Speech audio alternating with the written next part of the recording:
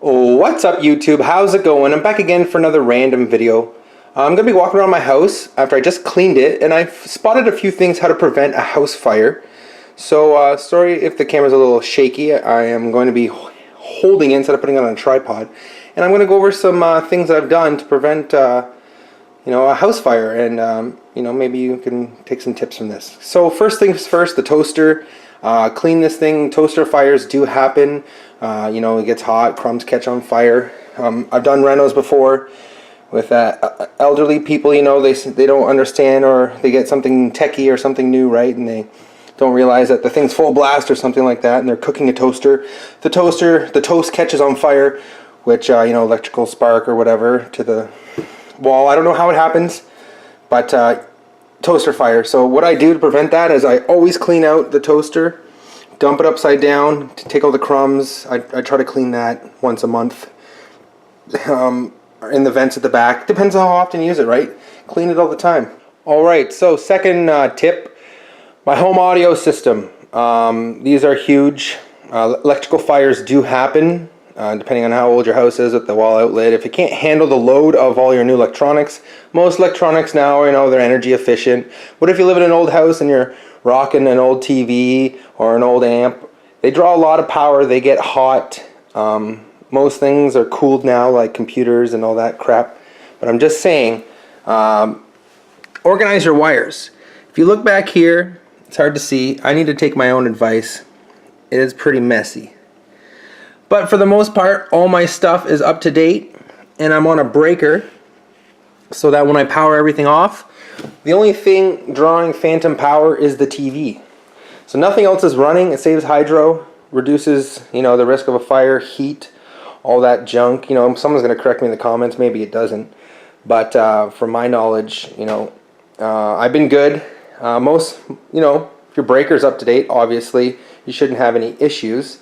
But, if the fuse, if your breaker's old and your house is old, and, that's just another tip right there. All this stuff is drawing all power from one outlet, or you see multiple outlets with like 6 plugs on one thing. You're drawing multiple power from one outlet, and then boom, you can start a fire that way. So try to keep your wires neat and tidy, and bundle them all up together. I have to do that as well, but I'm trusting that all my stuff is good, but you never know, fires can happen. So tip number 3, always have a fire extinguisher in your house. I have 2 of them. You want to update these every few years, or shake them every 6 months. Correct me in the comments if I'm wrong. That's good because people read comments. I have a class. This is a pretty big one for 30 bucks, but hey, when you need to use this thing, you're going to want it all. This is ABC. So it's good for fire, liquid, trash, wood, paper. There's all kinds of them out there. This is a pretty big spray nozzle. I think this is refillable. Might not be. I don't know anything about these things. All I know is that I bought what I needed for my house. So I have 2 of these. The one in the garage is about 4 years old. It never gets shaken up, so it might not actually work. But try to shake these every 6 months. And you feel that they'll get hard inside. You won't hear any of the shit moving around. They're no good. So tip number 3, always have a fire extinguisher in your kitchen in case of a stove fire, a toaster fire. You never know. Steam, go catch this shit on fire. I'm sure it's happened before. So just because something might be stone and it's fireproof doesn't mean wood can't catch on fire. So get yourself a fire extinguisher. Alright, smoke alarms, carbon monoxide sensors. Now this smoke alarm runs off my house. This is a newer home, and this thing is a disco ball. It flashes very bright, and it goes all the way through the house. If one senses something, they all go off. And by law now, they have to be in every single room in your house. So smoke detector, and the carbon monoxide. Always test, change batteries. There's a way to see, there it goes. So that's to test them. They're all working. Obviously you go around the house, and if one isn't working, they all stop working. So that's really cool. Always make sure your shit is up to date. There, it's checking. So when I had a fire in the backyard, this whole house was a disco. Now they're talking to each other. So it runs on your hydro, and if your hydro turns off, it runs on the backup battery in them. So always make sure your shit is up to date.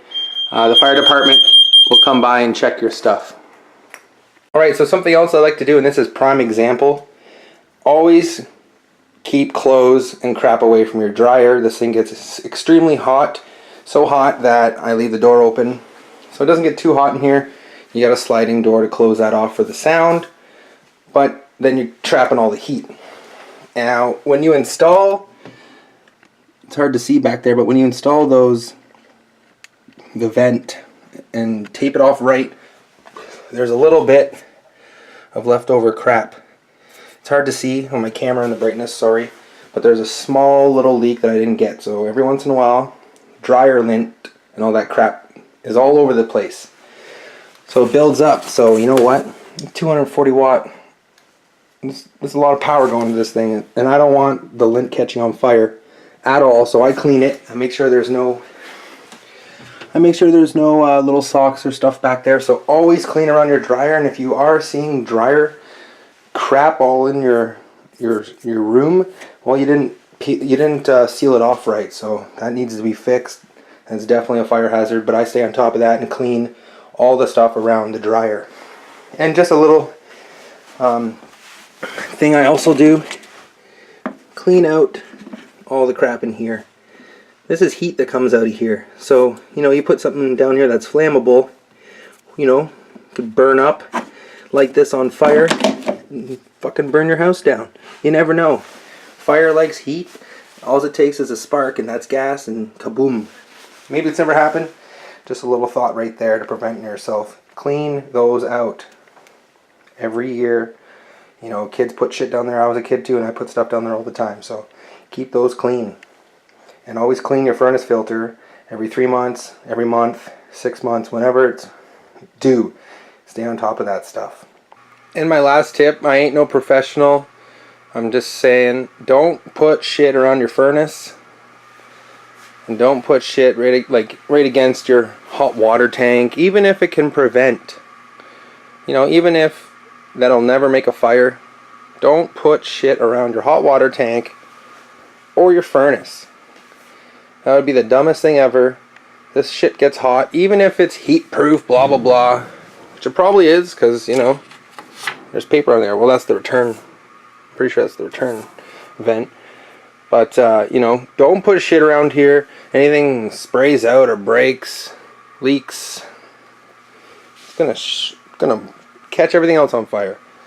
So, you know, they used to put these underneath stairs and stuff so people wouldn't put shit. But now they're out in the open, easy to work on kind of deal. But that's my final tip. Thanks so much, guys, for watching. You know, make sure your panel's up to date. Get those inspected, because you want to prevent a house fire the best of your ability. And yeah, make sure everything's up to code. Thanks so much, guys, for watching. Please like and subscribe for more random videos as I try to upload often. I'll talk to you real soon. Bye for now.